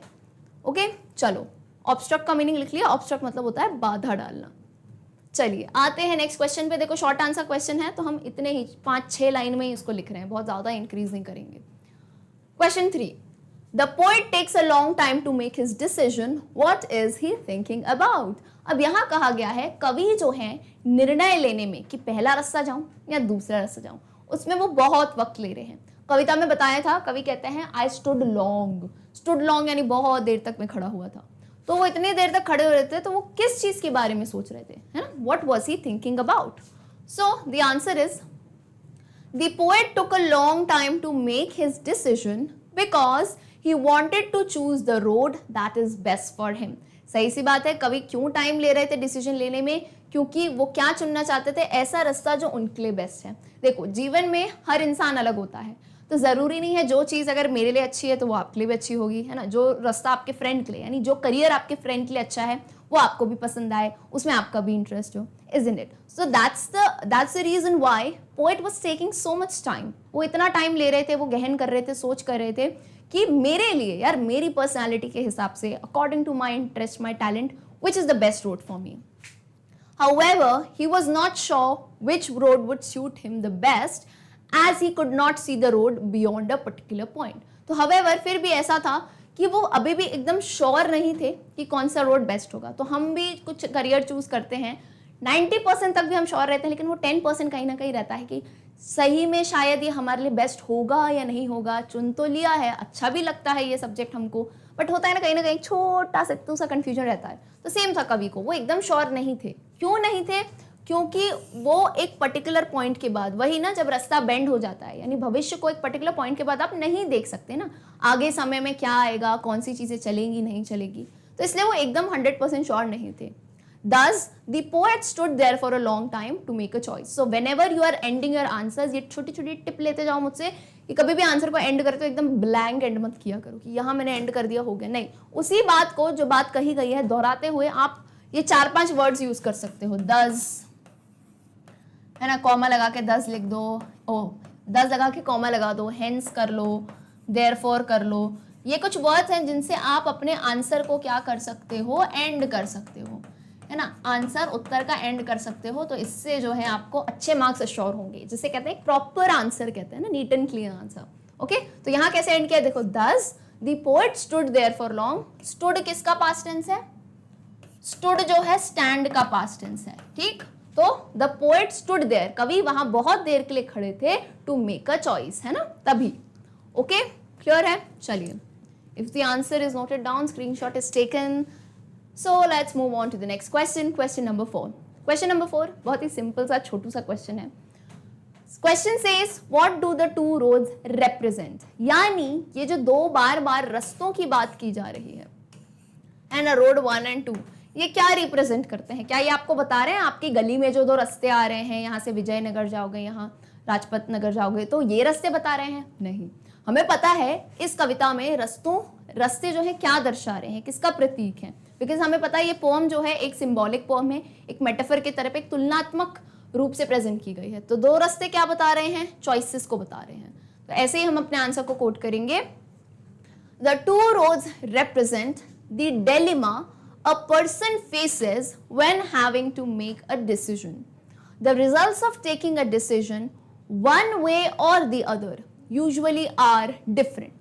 The decision affects further events related to it. Answer पढ़ लिया, अब आइए एक एक लाइन समझाती हूँ। दो रास्ते हैं, वो क्या रिप्रेजेंट करते हैं? The dilemma a person faces, यानी ये वो स्थिति शो करते हैं एक इंसान जो है, हर इंसान एक्चुअली अपने जीवन में कहीं ना कहीं फेस करता है ऐसा स्टेट ऑफ कंफ्यूजन जब हमें कोई भी एक निर्णय लेना होता है, राइट, कि ये करें या वो करें। तो सेम जो है ये दो रास्ते बताते हैं कि कभी हम रास्ते पे निकले तो कंफ्यूजन आता है ना, अरे लेफ्ट लेना था या राइट लेना था, क्योंकि एक भी टर्न जो है हमारा राह तय करेगा कि हमें जिस जगह तक पहुंचना है। So the results of taking a decision, और जो हमने निर्णय लिया उसका नतीजा एक या दूसरी तरफ से अलग ही होगा। यानी अगर मैंने राइट लिया तो मैं दूसरी जगह पहुंचूंगी, लेफ्ट लिया तो मैं दूसरी जगह पहुंचूंगी। सिमिलरली जैसे फॉर एग्जांपल आपने कोई भी स्ट्रीम लिया है, ठीक है, सिंपल सा अपन एक एग्जांपल लेते हैं यहाँ पे, फॉर एग्जांपल पीसीबी और आर्ट्स। अब आपको इन दो चीज़ों में चूज करना है ना, आप इन दोनों में कंफ्यूज हो, आपका दोनों में इंटरेस्ट है, ठीक है। तो आप पहले सोचते हो कि मैं पीसीबी अगर लूंगा तो क्या क्या पॉसिबिलिटीज हैं, ऐसी रैंडम पॉसिबिलिटी बता रही हूँ कि हम क्या क्या बन पाओगे, ठीक है। तो डॉक्टर हो गया, आप रिसर्च में जा सकते हो, आप जो है माइक्रोबायोलॉजी में जा सकते हो, देन आप केमिस्ट्री लिया है, केमिस्ट के तौर पे आप जा सकते हो, फार्मा में जा सकते हो, अरे XYZ बहुत फील्ड्स हैं, बायोटेक में जा सकते हो, ठीक है। ये क्या है? ये अगर आपने चॉइस की दोनों में से एक, अगर आपने पीसीबी को चुना तो ये आपके नतीजों में से एक हो सकता है ना, और भी बहुत होंगे, जैसे एग्जाम्पल है, इनमें से कोई नतीजा कुछ तो बनोगे। फिर आपने सोचा नहीं मैंने आर्ट्स चूज किया, ठीक है, तो आर्ट्स में कितने सारे नतीजे हैं, आप टीचर बन सकते हो, आपने अगर पॉलिटिकल साइंस चूज किया तो आप पॉलिटिशियन बन सकते हो, इसमें भी जो है आप जरूर रिसर्च में जा सकते हो, है ना, पैलियोंटोलॉजी में जा सकते हो, बहुत सारी चीजें हैं, आप लिटरेचर में जा सकते हो, PhD कर सकते हो, बहुत सारी चीजें हैं, आप ट्रेनर बन सकते हो, बहुत सारी XYZ चीजें हैं। तो यानी आपने जो राह चूज किया, अगर आपने आर्ट्स चूज किया तो आपके नतीजे ये होंगे। तो दोनों में से किसी एक राह भी आप चूज करते हैं तो उसके नतीजे ऑफ कोर्स डिफर करेंगे, राइट। ऐसा नहीं तुम आर्ट्स चूज करके डॉक्टर बन रहे हो, ऐसा तो नहीं हो रहा है। So the decision affects further events related to it. तो जो भी हम निर्णय लेते हैं वो किसे अफेक्ट करता है, किस पे प्रभाव डालता है? Further events. फर्दर इवेंट्स यानी आगे होने वाले इवेंट्स उससे रिलेटेड, क्योंकि अगर हमने पीसीबी ले लिया हमें पता है हमारी तैयारी वहां से शुरू होगी, है ना, हमें वहां वर्क करना है। क्लियर है? चलिए, so I hope the answer is clear. Moving on to next question number 5। Question says The road not taken is a metaphor of life. Justify this statement. It is a wonderful question. Although इस question का answer देने में थोड़ी lines increase हो सकती है. क्यों? ऐसे क्वेश्चन आपसे मांगते हैं समरी, यानी जो आपने कविता पढ़ी है भाई उठा के डाल दो उसकी समरी यहाँ पे, क्योंकि उन्होंने कहा है the road not taken is a metaphor of life. Metaphor of life यानी जिंदगी, हमें पता है ना मेटाफर पता है क्या होता है? कंपैरिजन, तुलना करना दो चीजों की. तो यहाँ रास्ते से यानी रोड नॉट टेकन किसको कंपेयर किया है हमने? जिंदगी से, कि जिंदगी में जो हमें जो है कभी कभार चूज करना पड़ता है, लाइफ में ऐसा स्टेज आता है, उससे रिलेटेड है ये पोम. तो जस्टिफाइज दिस स्टेटमेंट यानी वो तुमको कह रहा है कि भाई ये जो बात है इसको बताओ. तो बात को कैसे बताओगे? समरी के तौर पे. ऑलराइट, सो इसलिए थोड़ा इसका लेंथ जो है आंसर का इंक्रीज हो सकता है. Let's read it. शुरुआत कैसे करोगे? पोम के बारे में बताओगे, थोड़ा कवि के बारे में बताओगे. So in the poem the road not taken, the poet Robert Frost presents a situation that each individual faces in life. यानी ये कविता ऐसी सिचुएशन बताती है, ऐसी स्थिति बताती है जो कहीं ना कहीं हर इंडिविजुअल, हर इंसान, चाहे लड़का हो, लड़की हो, ओल्ड हो, यंग हो, अपने जीवन में फेस करता है. In the poem the roads represent all those situations when we need to make a difficult choice. So in the poem यानी कविता में जो दो रास्ते बताए गए हैं वो किसे दर्शाते हैं? वो हर स्थिति को जब हमें एक डिफिकल्ट चॉइस करनी पड़ती है. कोई भी स्थिति हो सकती है, चाहे वो करियर से रिलेटेड हो, चाहे आपको लगता है मुझे ये वाला जॉब करना है या बिजनेस करना है, वो डिसीजन हो गया. घर का कोई बड़ा डिसीजन है कि घर में कोई आपको टीवी लेना है, तो कौन सा टीवी लेना है, बहुत कंफ्यूज हो रहे हो. तो ऐसे जो बड़े बड़े डिसीजन लेने होते हैं लाइफ के, उसको किसने रिप्रेजेंट किया है? रोड्स ने. The two divergences represents the multiple options. What is the meaning of divergences? Divergences का मतलब है ये जो दो सेपरेशन है, ये जो दो अलग अलग राय हैं. डाइवर्ज का मतलब क्या होता है? फिजिक्स में पढ़ते हो ना, अलग हो जाना. डाइवर्जिंग लेंस पढ़ोगे आगे, डाइवर्ज जाने से अलग हो जाना. तो ये जो दो अलग हुए रास्ते हैं ना, ये आपको क्या बताते हैं? ये बताते हैं मल्टीपल ऑप्शंस. मल्टीपल ऑप्शन जैसे जीवन में हमें ऑप्शन मिलते हैं, वैसे ये दो रास्ते भी एक ऑप्शन की तरह हैं. Further, the poet's choice and his thoughts about the future tell us that in life, when a choice is made, it leads to many other choices. तो further कवि की choice से और thought से क्या पता चलता है कि भविष्य में जब हम कोई choice करते हैं तो कैसे एक choice से दूसरी choice हमें मिलती जाती है. कि अगर आज मैंने ये subject लिया तो मुझे ये careers की choices मिल गई. मैंने एक career लिया तो उसमें मुझे ये position की choice मिल गई. राइट, तो एक रास्ते से जैसे दूसरा रास्ता निकलता है. These choices cannot be undone and have a significant impact on one's life. बहुत ही परफेक्ट सी बात है कि इन निर्णयों को हम अनडन का मतलब क्या है? डन का मतलब क्या है? हो जाना. अनडन यानी पुनः हम वापस आके उसको नकार दें, कैंसिल कर दें, ऐसा तो नहीं है. अब तो 11th 12th कर ली, पढ़ लिया हमने आर्ट्स, अब उसको आके कैंसिल तो नहीं करोगे, नहीं मैं आर्ट्स नहीं पढ़ूंगा, मैं फिर से 11th में आ जाऊंगा, मैं फिर से पीसीबी पढ़ूंगा. तो ऐसा नहीं हो सकता. राइट, एंड इन चॉइसेस का सोच समझ के लेनी चाहिए, क्योंकि जीवन में एक बहुत ही सिग्निफिकेंट यानी बहुत ही इंपॉर्टेंट प्रभाव पड़ता है इनका. राइट, सो हेंस देखो हमने आंसर कैसे एंड किया. Hence it is true that the road not taken is a metaphor of life. तो जो सवाल पूछा है उसी को एक्चुअल में बताते हुए लास्ट में हेंस देयरफॉर या दस लगा के आप आंसर देंगे. तो क्या लिखा है मैंने? हेंस. ये सही बात है कि ये जो रोड नॉट टेकन है ना, ये मेटाफर ऑफ लाइफ है. तो आपका आंसर यहाँ खत्म होता है. क्लियरली आप बताओगे एग्जामिनर को. ठीक है, क्लियर है बिल्कुल ही. फटाफट से आप इस आंसर का स्क्रीनशॉट ले सकते हैं. So moving on to the next question, that is question number 6. Question says, I took the one less traveled by and that has made all the difference. What is the speaker saying here? यानी हमें बताना है in these particular lines कवि जो है, poet जो है, वो क्या कहना चाहते हैं.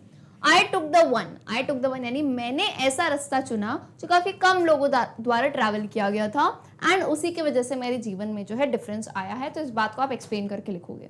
सो in the given lines the poet highlights the essential theme he wants to bring out through the poem. यानी इन पर्टिकुलर लाइनों में, ये जो है लास्ट की लाइन है, हमें पता है इसमें एक पोएम को वो पूरा जो है ना एक थीम कि यार मैं पूरी कविता में जो पूरा सार है मैं क्या बताना चाहता था, कि ये हाईलाइट करते हैं, ये बताते हैं जो एसेंशियल थीम यानी जरूरी थीम है कि the poet says here that in the future he will remember that he took the less travelled road. यानी भविष्य में कहीं ना कहीं होता है ना, आप एक पॉइंट पे पहुंच जाते हो, अगर आप अपने पेरेंट्स को, ग्रैंड पेरेंट्स को या आपके कोई बड़े भाई बहन हो तो उनसे पूछो तो आज वो ये सोचते हैं कि हाँ फाइनली हम उस पॉइंट पे आ गए हैं, हम उस भविष्य में आ गए हैं कि जब हम 5 या 10 साल पहले सोचे, 10-15 साल पहले कि हमने जीवन में एक निर्णय लिया था जिसकी वजह से आज जिस पोजीशन पे हैं हम, है ना, उसी वजह से।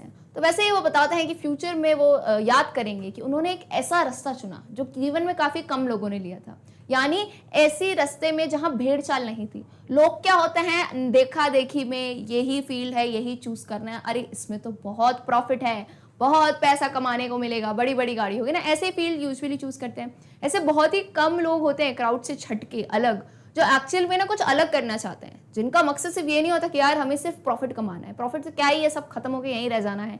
लेकिन वो लोग जो दुनिया में कुछ करना चाहते हैं, कुछ बदलाव लाना चाहते हैं। फॉर एग्जाम्पल आपने देखा होगा कितने सारे ऐसे एनपीओ हैं, नॉन प्रॉफिट ऑर्गेनाइजेशन, तो जो बिना प्रॉफिट के लोगों को हेल्प करने के लिए, चाहे स्पिरिचुअल हेल्प हो या किसी भी तरह से मदद करनी हो, ह्यूमैनिटी के ऊपर चलते हैं, एनजीओस हैं, बहुत सारी चीज़ें हैं ऐसी, राइट, जिनका मकसद होता है कि लोगों तक हम कैसे पहुंच सके, इंस्टेड कि सिर्फ बहुत सारा पैसा कमाना। तो वो रास्ता काफ़ी कम लोग चुनते हैं। एंड उस रास्ते पे ऐसा नहीं है रास्ता कम लोग ने चुना है तो स्मूथ है, बहुत परेशानियां आती है ना, हर रास्ते पे आती है, लेकिन उनको फेस करते हुए आगे बढ़े। तो यहाँ पे यही कवि बताते हैं कि वो एक संतुष्टि से ये बात करते हैं कि फाइनली मैंने एक ऐसा रास्ता चुना जो काफ़ी कम लोगों ने ट्रैवल किया था। His decision and choice to do so has had a significant impact in his life/journey. In other words, our choices influence our shape and future. यानी उनका जो डिसीजन और उनकी जो चॉइस थी उससे जो है आज उनकी जीवन में, उनकी लाइफ की पूरी जर्नी में, यानी जो वो सफ़र तय किया है उन्होंने, उस निर्णय की वजह से ही था और बहुत ही बड़ा इम्पैक्ट आया है उसकी वजह से। सो इन अदर वर्ड्स, यानी दूसरे शब्दों में अगर कहें तो हमारी जो चॉइसेस हैं, हमारे जो निर्णय हैं, दे इन्फ्लुएंस यानी कहीं पे उन पर प्रभाव डालते हैं, जो चेंजेस होते हैं, and that decisions shape our life, यानी आज जो हम हैं वो उन डिसीजंस की वजह से हैं। क्लियर है? तो इस तरह से आप इस लेसन के अगर आंसर देंगे ना तो आराम से सारे मार्क्स आपकी मुट्ठी में आ जाएंगे। क्लियर है? चलो wonderful, moving on to the next question.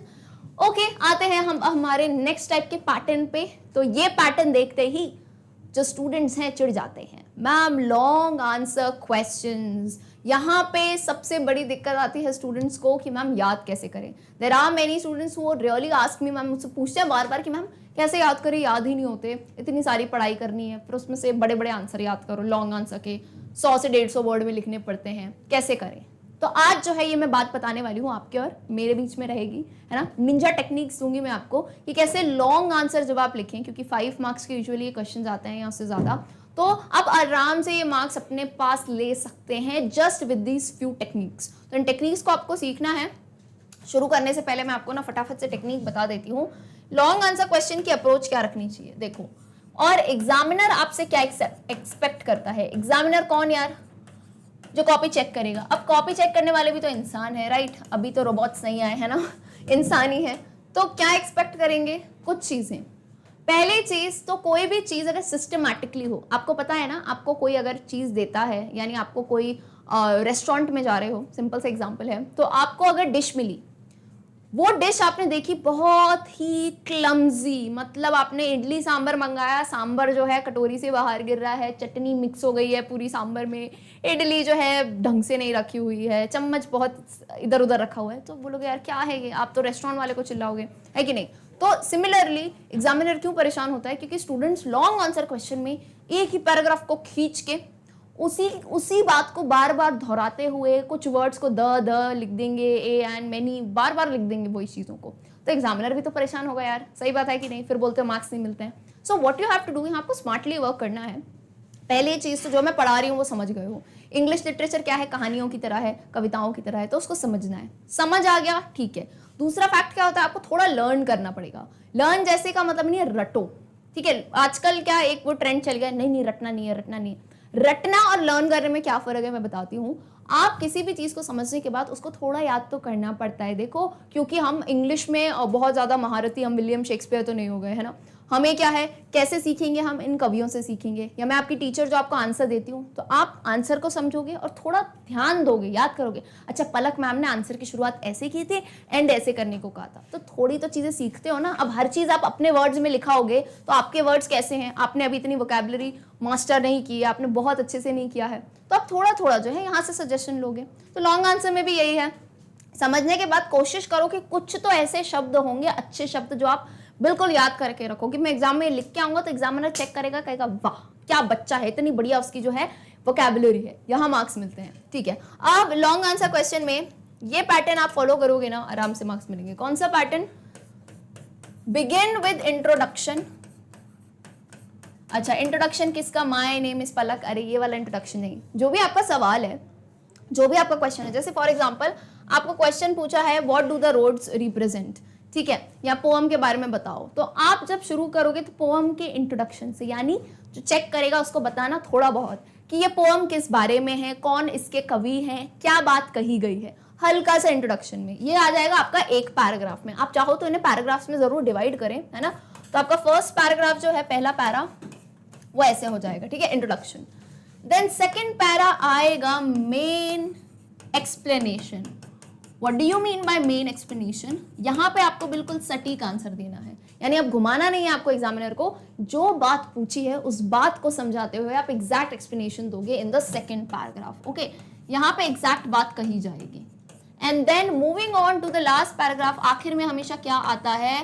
Conclusion होता है ना। ऑन अ कंक्लूडिंग नोट आप अपनी बात को अंत करते हुए क्या सार दोगे, ये आ जाएगा हमारा थर्ड यानी लास्ट पैराग्राफ में। ठीक है, तो अगर आप अपने आंसर को इस तरह से फॉर्म करोगे लॉन्ग आंसर क्वेश्चंस में, इसका मतलब ये नहीं आपको हेडिंग लिखनी है। एक गलत फहमी दूर कर दूं मैं आपकी, यहाँ पे आपको ये हेडिंग में नहीं लिखना है ना, ये हेडिंग में नहीं आएगा। इसको तरीके से लिखना है कि पहला introduction, then explanation, conclusion. Heading डाल के मत लिख देना कि इंट्रोडक्शन लिख रहे हैं। मतलब ये है कि आपका पहला पार्ट जो है बता रहा हो, चीजों को इंट्रोड्यूस कर रहा हो, देन सेकेंड पार्ट में आप एक्सप्लेन करोगे एंड आखिरी में कंक्लूड करोगे। ठीक है, अगर थोड़ा सा पैटर्न आपको समझ आया है ये, तो अब मैं आपको आंसर दिखाती हूँ जिससे आपको जो है क्लियर आइडिया हो जाएगा। Question number 1, do you agree that decision making is an important factor in people's life?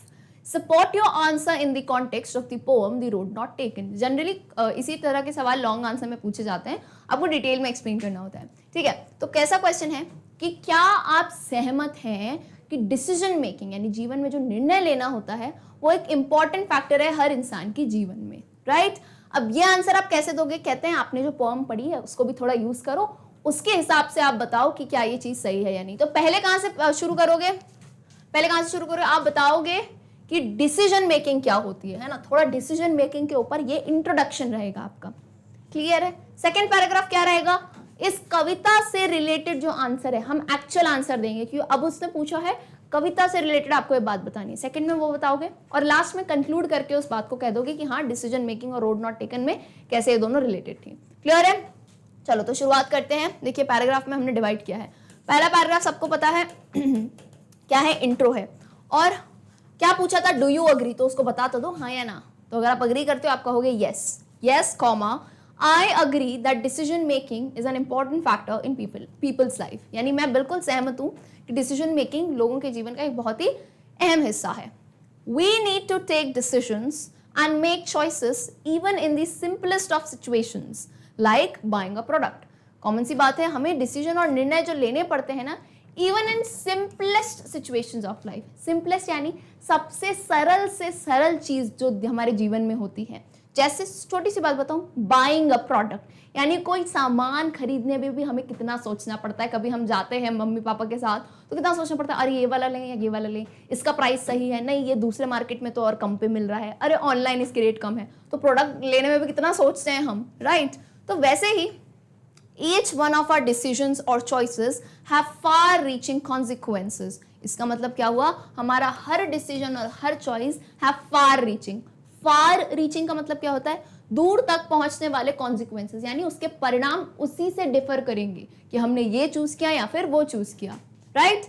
It shapes our lives and makes us what we become in the future. तो वो बता रही हूं मैं कि जो डिसीजन मेकिंग है ना, वो हमारे जीवन को शेप करती है एंड जो हम भविष्य में बनेंगे वो भी हमें बताते हैं हमारी इस पर्टिकुलर चॉइस को, राइट? तो शुरू में मैंने क्या किया? इंट्रो में क्या करा? डिसीजन मेकिंग को मैंने थोड़ा सा समझाया। ठीक है, यहां से शुरुआत हुई। अब मैं आऊंगी किस पे? मेन एक्सप्लेनेशन पे, कि क्या बात कही है कविता से रिलेटेड। तो मैंने कैसे शुरू किया? The poem the road not taken highlights exactly this point through a situation faced by the poet. तो मैंने यहाँ कहा कि आपको पता है जो कविता है ना रोड नॉट टेकन, वो सेम इसी पर्टिकुलर पॉइंट पे हाईलाइट करती है, उजाला डालती है थ्रू अ सिचुएशन। किस तरह से? कवि, अब देखो कविता लिखेंगे तो सीधे तो चॉइस नहीं कह देंगे, कविता इंटरेस्टिंग बनाई है, तो किस तरह से एक ऐसी सिचुएशन जो हमारे कवि को फेस करनी पड़ी थी। कैसी थी situation? The poet, while traveling in the forest, came across a point where the path divided into two roads going in different directions. तो कविता में कैसा हुआ कि कवि जो है फॉरेस्ट में जा रहे थे, है ना, ट्रैवल कर रहे थे वो फॉरेस्ट में, जंगल में, और उनके लाइफ में एक ऐसा पॉइंट आया, यानी वो यहाँ पहुंच गए और एक ऐसा पॉइंट आया जब उन्हें एक डिसीजन लेना पड़ा, यानी उन्हें दिखा कि यार आगे तो कुछ नहीं है और ये रास्ता दो रास्तों में डिवाइड हो गया है ना, और दोनों की दिशाएं बिल्कुल ही अलग हैं। जैसे हमारे जीवन में हमारी दिशाएं आ जाती हैं कि एक राह चूज करनी है या दूसरी, वैसे ही कवि के साथ हुआ था जब वो जंगल में जा रहे थे। So he faces a dilemma of making a choice. वो कंफ्यूज हो जाते हैं कि अब उनको फाइनली एक निर्णय तो लेना पड़ेगा। After much thought he chose the road that was less travelled. After much thought यानी बहुत सोच समझने के बाद, प्रोज एंड कॉन सोचने के बाद उन्होंने कौन सा रास्ता चूज किया जो कि कम लोगों द्वारा चला गया था। He knew that his choice will show its results in future। और वो ये भली बात ही जानते थे कि उनका जो ये चॉइस है वो भविष्य में उन्हें रिजल्ट दिखाएगा, तो तभी उन्होंने काफी सोच समझ के चुना है। न्यू किसका पास्ट टेंस होता है? नो का। Okay, he new. Therefore he states that, देखो कैसे हम इसको जो है एंड कर रहे हैं therefore और hence से। Therefore he states that in future he would either be relieved or regretful because of his choice, as it will have a significant impact on his life। यानी यहाँ वो कहते हैं, ही स्टेट्स, वो बताते हैं कि भविष्य में या तो वो आइदर यानी या तो वो रिलीव होंगे यानी सुकून की सांस लेंगे क्योंकि उन्होंने सही निर्णय लिया, या फिर रिग्रेटफुल या फिर पछताएंगे क्योंकि उन्हीं की उस चॉइस का जीवन में इम्पैक्ट होगा। Right? So hence when making a decision it is very crucial to make the right choice. तभी कहा गया है जब भी कोई निर्णय ले, मैं ये कहती हूँ ना, क्या इन स्थिति में निर्णय कभी नहीं लेना चाहिए। कौन सी स्थिति में? जब आप बहुत ज्यादा खुश हो, या जब आप बहुत ज्यादा दुखी हो, जब आप बहुत ज्यादा एंग्री हो, है ना, या बहुत ज्यादा परेशान हो। कोई भी ऐसे एक्सट्रीम इमोशन में कभी भी अपने लाइफ के इंपॉर्टेंट डिसीजन ना लें, क्योंकि तब आपका दिमाग बिल्कुल सही जगह पे नहीं रहता। बहुत खुशी में भी नहीं लेना चाहिए, है ना, क्योंकि तब भी हम अजीब डिसीजन ले लेते हैं। So it is very crucial. Crucial का मतलब क्या होता है? ये बहुत ही जरूरी है to make the right choice. एक सही चॉइस करना सोच समझ के बहुत जरूरी होता है। क्लियर है? तो आप समझे कैसे? आप चाहो तो इस पर्टिकुलर इस जगह से आप जो है अगले पैराग्राफ में भी डाल सकते हो इसको, ठीक है, थर्ड पैराग्राफ में डाल सकते हो। सो डिड यू अंडरस्टैंड कैसे हमने एक लॉन्ग आंसर को जो है फॉर्म किया है? सो अगर आप इस वे से फॉर्म करोगे आंसर तो आपके चांसेस ज्यादा हैं कि आपको ज्यादा बेटर मार्क्स मिलेंगे।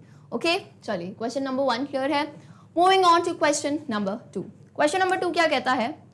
Bring out the contrast and similarities between the two roads mentioned in the poem। यानी कविता में जो दो रास्ते दिए हैं उसमें आपको बताना है कि क्या कंट्रास्ट यानी क्या अलग हैं, क्या डिफरेंसेस थे दोनों रोड में, और क्या सिमिलैरिटी यानी क्या क्या समानता थी दोनों रास्तों में। क्योंकि कवि ने दोनों बताया है कि किस वे से वो दोनों रास्ते अलग थे और किस वे से सेम थे, तो वो आपको यहाँ पे बताना है। सो क्लियर सी बात है। शुरू में क्या किया है? देखो अभी भी लॉन्ग आंसर है, फिर भी हम थोड़ा इंट्रो यहाँ पे देंगे। So the answer is in the poem the road not taken the poet comes across two roads going in different direction in the forest. ठीक है, बात बताई हमने कि कविता में कवि ऐसे रास्ते पे आते हैं जब दो दिशाओं में रास्ते जा रहे हैं। He can not see much in to the roads but finds that they have many similarities as well as contrasts। तो यहाँ हम बताते हैं कि although वो बहुत ज्यादा तो दूर तक नहीं देख पा रहे थे क्योंकि रास्ता मुड़ जा रहा था, लेकिन जितना भी उन्होंने देखा उससे उनको यह अंदाजा हुआ कि इन दोनों रास्तों में काफी ज्यादा समानताएं हैं यानी सिमिलैरिटी है, और काफी कंट्रास्ट है। कंट्रास्ट यानी काफी डिफरेंसेस हैं। To the poet both roads in the autumn season look equally inviting and puts the poet in the dilemma। to the poet यानी पोएट के अनुसार दोनों रास्ते कौन से सीजन में, देखो हमने लॉन्ग आंसर में ना हर चीज थोड़ी स्पाइस अप करके डाल दी, जैसे मसाला डाल देते ना बीच में, तो बीच में हमने स्पाइस अप करके ये भी बता दिया कि अरे कौन सा सीजन चल रहा था, देखो ऑटम सीजन। तो दोनों रास्ते ऑटम सीजन में जो है कवि को एकदम इक्वली इन्वाइटिंग यानी बुलाते हुए कि यार तुम मेरे पे चल लो, मैं सुंदर दिख रहा हूँ, या दूसरा कहता है मेरे पे चल लो, मैं भी अच्छा दिख रहा हूँ, and puts the poet in the dilemma, और इसी वजह से पोएट जो है बहुत ज़्यादा दुविधा में आ जाते हैं। He stands and observes both the road to decide which road to take. तो हमें पता है वहाँ खड़े रहते हैं, दोनों रोड को अच्छे से ऑब्जर्व करते हैं एंड देन चूज करते हैं कौन सा रास्ता उन्हें लेना है। सो अब हम आते हैं एक्चुअल एक्सप्लेनेशन पे, दोनों रास्तों का जो है क्या सेम है और क्या अलग है बताते हुए। He first observed the first road, तो दोनों रास्ते हैं, ठीक है, ये दोनों रोड्स हैं। पहले वो किसे ऑब्जर्व कर रहे हैं? फर्स्ट रोड को। पहले वो कहाँ देख रहे हैं? फर्स्ट रोड की तरफ देख रहे हैं। He finds that it bends after some distance and is covered with dense मत लिखना है ना, growth of plants चल जाएगा, and is covered with growth of plants and bushes, यानी दोनों जगह कहीं ना कहीं plants और bushes की growth थी।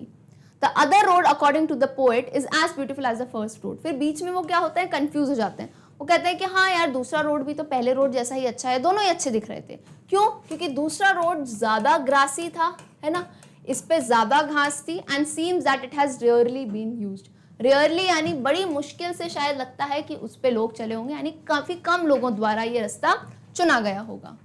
However, on that morning, both the roads had not been used as they were covered with leaves। So आप याद करो, हम पोएम के यहाँ समरी दे रहे हैं कि एक सुबह उठ के उनको लगता है कि नहीं यार दोनों रास्ते तो सेम लग रहे हैं, दोनों ही लीव से कवर्ड हैं और दोनों की पत्तियां काली नहीं हुई। So for the poet, these roads symbolize two different choices that an individual has to make in life। So इससे कवि क्या बताते हैं, ये दो रास्ते किसका सिंबल है, किसका प्रतीक है? जीवन में जो चॉइसेस हैं। Once a road or choice is taken or made, it must be stuck to as both lead to different journey। and कभी हम कोई डिसीजन या निर्णय ले लेते हैं सोच समझ के, तो हमें उससे स्टक यानी किसका पास्ट टेंस है? स्टिक का पास्ट टेंस, यानी हमें उस पर बने रहना चाहिए, डगमगाना नहीं चाहिए, क्योंकि जो है वो अलग अलग जर्नी पे, अलग अलग सफर पे हमें ले जाएंगे। क्लियर है बिल्कुल answer? I hope it was easy peasy। So my dear class 9 students, with this we end the amazing session for MIQs। Hopefully आपको बहुत सारी चीज़ें सीखने को मिली होंगी कि कैसे जो है हम आंसर की तरफ अप्रोच कर सकते हैं। So I hope you enjoyed it. See you all in the next session. Till then, good bye.